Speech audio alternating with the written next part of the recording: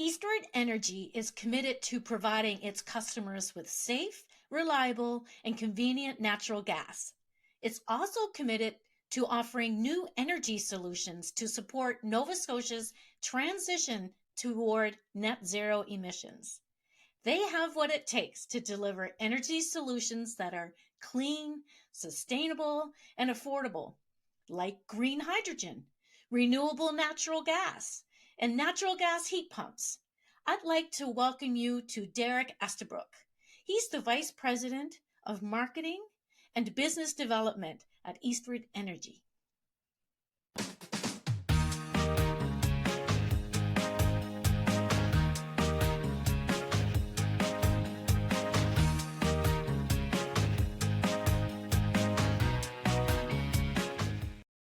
Hi, welcome, Derek.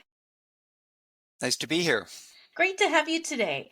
In the introduction, I talked about how Eastward Energy, you're really pivoting or transitioning, towards, how natural gas, is vital to helping Nova Scotia transition to a low carbon economy. So could you explain that a little bit more? Sure. Fundamentally, because Nova Scotia uses a lot of energy, and today less than 15% of that energy is clean. But to transition to a low carbon economy, we're going to need a lot more energy that's clean. And we're also going to need a lot more energy that's able to meet our diverse and growing energy needs, while also being reliable and available when we need it and affordable. We also use many different types of energy. And while electricity is really important, the reality is today electricity only meets about 1/4 of Nova Scotia's energy needs. We also use energy for many different purposes, like for transportation or for heating buildings or for industry. And while some of these energy uses can be electrified relatively easily, others like heavy transportation or certain industrial applications, or even heating some larger and older buildings is going to be much more difficult to electrify. So when we think about getting to a low carbon economy, we're going to have to reduce emissions significantly. And today, over 70% of Nova Scotia's emissions come from just two sectors, transportation and buildings. So we won't be able to get to net zero until we can figure out how to decarbonize both of these sectors. And that will include, large and old buildings that may be difficult to heat with electric heat pumps. And we'll also have to decarbonize sectors of transportation like large trucks and buses and trains and marine vessels that likely will be difficult to power with batteries alone. So we believe that, even with a clean electric grid and even with a lot more, electric heat pumps and electric vehicles and even with more energy efficiency and conservation, Nova Scotia is also going to need other types of sustainable energy, and we think the natural gas distribution system is going to have an important role to play. So then you think, okay, what will that role be, and so how can it help? We think it can help by distributing new sources of low carbon energy like renewable natural gas and green hydrogen that can be used to decarbonize some of these hard to abate sectors. And the natural gas distribution system is also incredibly resilient, which will be, very important to support our electric grid, which is, vulnerable to power outages caused by storms, which unfortunately are likely to become more frequent and more severe in the future. Mm-hmm. Absolutely, because and you all those key points that you mentioned, and you can tell because when you go to your website, you have an entire section that's dedicated to integrated energy systems. So can you tell me what is an integrated energy system is? I'll do my best. Okay. And maybe before I describe what an integrated energy system is comprised of, Yeah. it may help if I start by describing the energy system we've had for the last several decades that's not really integrated at all. Okay. So to illustrate, consider how we heated our homes in Nova Scotia 20 or 25 years ago. Mm-hmm. And also, how we still heat many of those homes today. A home might have been heated with a furnace or a boiler that was fueled by oil, or it may have used electric baseboard heaters, or maybe the home was even heated with wood. The oil likely came from the Middle East or other parts of North America and then transported here by ship or by pipeline. Mhm. The electricity, while probably produced here, was likely generated in a coal or oil-fired plant using fuel that was imported here from somewhere else. And wood probably came from the wood pile out in your backyard. Hmm. And all of these different types of fuel were similar in that they were sort of brought here, often from far away, but they could also be stored in large quantities for long periods of time until they were needed, typically in the winter. And all of these fuel sources were also dispatchable, meaning as much supply as was needed, could always be available to meet immediate demand, which would go up or down depending on the outside temperature. So on really cold days, lots of coal or oil could be burned to produce a lot of electricity. Enough heating oil for a month or more can be stored in an oil tank at your house and then used directly in your furnace or boiler. Or you could throw more wood in your wood stove to That's crank up right. the heat. So what we didn't really have to match energy production with demand in real time because we could use long duration, fuel storage to fill the gap. And this is fundamentally why fossil fuels have been the backbone of our energy system for over a century. But then if we look ahead 20 or 25 years toward a low carbon energy system, the backbone of which will be mostly clean or renewable energy. Mhm. And this system will have to be much different than the one I just described, because to get to net zero emissions, we'll need to completely transform how all of our energy is produced and stored and distributed and used. So a new integrated energy system will be comprised of a few different components. There'll be low carbon energy like renewable electricity and low carbon gases, including renewable natural gas, hydrogen, and biofuels. It will still have energy infrastructure like pipes and wires and energy storage, but it'll also have new, more energy efficient technologies like electric vehicles, and they'll be Mhm. both battery electric and fuel cell electric. We'll also have heat pumps and hybrid heating systems. And all of these parts will have to work together in very complementary ways to optimize energy production, short and long-term storage, distribution, and consumption in ways that can create a much more efficient and sustainable energy system. And this more integrated system should also be able to address the challenges that will be associated with the intermittent nature of many renewable energy sources, while still providing kind of energy solutions for some of these sectors that are going to be hard to decarbonize, like industry and heavy transportation. Interesting. What would you say are the three key benefits of an integrated energy system? Well, I'd say that perhaps the most important benefit of an integrated energy system is that it may be the only, or at least the most feasible, and resilient and most affordable way for Nova Scotia to get to net zero. Hmm. As we start electrifying more energy uses like heating, transportation, and industrial processes, peak electric demand is projected to increase significantly, especially on cold winter days. Canada's energy regulator recently projected that Atlantic Canada's electricity demand is going to grow by over 60% by 2050. And just to put that in context, to keep pace with that amount of demand growth, we would need to build another hydroelectric facility the size of Muskrat Falls every 5 years for the next 2 decades. So an integrated energy system can also help sort of mitigate the projected increase in peak electric demand by using some low carbon energy technologies that can complement electrification. Think like gas heat pumps that work much like electric heat pumps to provide space heating and hot water for buildings. The system will also include hybrid heating systems that they combine an electric heat pump with a backup furnace or boiler with a smart controller that connects the two and can switch from the electric heat pump to the backup furnace or boiler during cold temperatures to help reduce peak electric demand. And this will ultimately lower the amount of new electric generating capacity that would otherwise be needed to meet increasing peak demand. One of the other things that a more integrated system does is it can optimize the use of both wires to distribute electricity and pipes to deliver gases, whether that's natural gas or renewable natural gas or green hydrogen. Mm-hmm.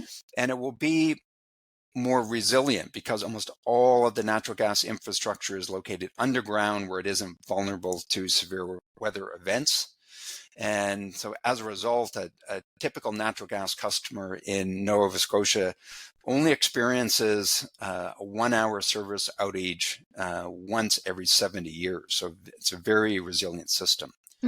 An integrated energy system will also be able to decarbonize these sectors that will be difficult to abate directly with electricity, like heavy transportation and high temperature industrial processes. And we'll do this by converting renewable electricity into green hydrogen that can provide low carbon energy that can be used in these sectors. As we think about heavy transportation as an example, it will be one of our biggest decarbonization challenges. Here in Nova Scotia, we use about 700 million liters of diesel fuel every year, mostly for trucking and transit and marine applications. And while some of these heavy vehicles can be electrified with batteries, probably hydrogen fuel cells will be a more practical zero-emission alternative for applications like long-haul trucking or trains or long transit routes and even some marine vessels. Mm-hmm. Interesting. We've had previous guests who said the same thing about hydrogen. It's really great applied to heavy transportation, that sort of thing. Energy storage and linked electricity and gas grids, they'll be important components of a more integrated energy system, like you just explained. So can you tell me how energy storage and linked electricity and gas grids will help increase the supply of low carbon energy? Sure. Well, much of the projected increase in clean electric generation in Nova Scotia will be from renewable sources like wind and solar that are intermittent, meaning they produce electricity only when the wind is blowing or only when the sun is shining. And adding significantly more intermittent generation is going to create challenges as we try to align electric supply and demand. If we have too much supply, that can result in electricity being, more electricity being generated than the grid can handle. And so when intermittent generation exceeds demand, that surplus power must be either stored or curtailed. Mm-hmm. I've been reading Nova Scotia's 2030 Clean Power Plan, for example. It calls for the addition of over 1,600 megawatts of new wind and solar generation on an electric grid that today has capacity of about 2,800 megawatts. So, huge growth. Yeah.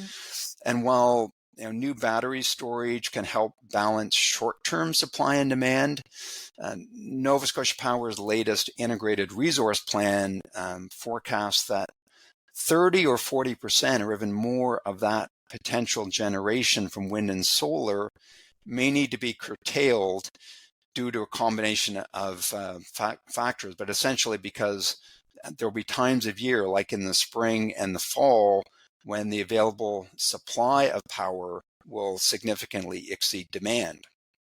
We think that instead of curtailing surplus renewable electricity generation, we should be using it. So, we can use that surplus renewable electricity to produce green hydrogen through electrolysis. And that hydrogen can be stored for days or weeks or even months to complement batteries that are really good at storage, but only for a short duration, like a few hours or a couple of days. And as we think about a climate like ours, that's always going to be colder in the winter than the summer. That means we're always going to need more energy in the winter than we do in the summer. So this long duration energy storage will be really important. And that is one of the benefits of fossil fuels. They can be stored for an indefinite period of time to ensure that we always have enough supply of the energy we need to meet demand. Interesting. Well, you had just mentioned a minute ago, one of the biggest challenges as we move forward, with net zero emissions by 2050 will be balancing, the growing supply and demand for clean electricity. So how is Eastward Energy planning to help address, that challenge? Well, I'd say first it's important to distinguish between demand for electricity during an interval of time, like a month or a year, and peak demand, which is the amount of electricity needed at the moment in time when demand for electricity is the greatest. Typically, on the coldest day of the winter. And meeting peak electric demand will actually be a much bigger challenge than meeting monthly or yearly demand. And we usually think about energy efficiency in terms of saving kilowatt hours of electricity, which is important for an electricity user because every kilowatt hour saved saves you 17 cents. Right. But reducing demand for electricity by 1 kilowatt hour, especially if that kilowatt hour was saved during a time of lower demand, like in the spring or the fall, doesn't really help the electric utility much, or certainly not nearly as much as reducing peak demand, which, as we start, electrifying more building heat, the demand for electricity on that coldest hour of the coldest day of the year is going to go up significantly. So we think, electric heat pumps, they're a great way to heat a building most of the time. They are efficient and they can heat a building very efficiently most days. But on the coldest winter days, the coefficient of performance of most heat pumps declines at the very same time that demand for heat is increasing because it's really cold. And this causes peak electric demand to spike. And that's why new energy technologies like gas heat pumps and hybrid heating systems and fuel cells will have a really important role to help mitigate that increase in peak demand. Exactly. Now, what is next for Eastward Energy? I know that you're in the news in a positive way. So tell me what's going on. What's happening in the next little while? Well, there's a lot happening. We're working to bring many of the sustainable energy solutions that we've been talking about for the last few minutes to life. And, we think these are energy solutions that Nova Scotia is going to need to get to net zero emissions. We're undertaking a significant project right now to test several different types of natural gas heat pumps for different types of buildings, ranging from multi-unit residential buildings all the way down to smaller single-family homes. We're also starting some work with some other energy stakeholders here in the province to look at how hybrid heating systems can support the electrification of building heat by helping to mitigate peak electric demand. And maybe the most exciting project that we're working on is the development of a proposed green hydrogen project here in Halifax that will produce hydrogen that can be blended into our natural gas distribution system.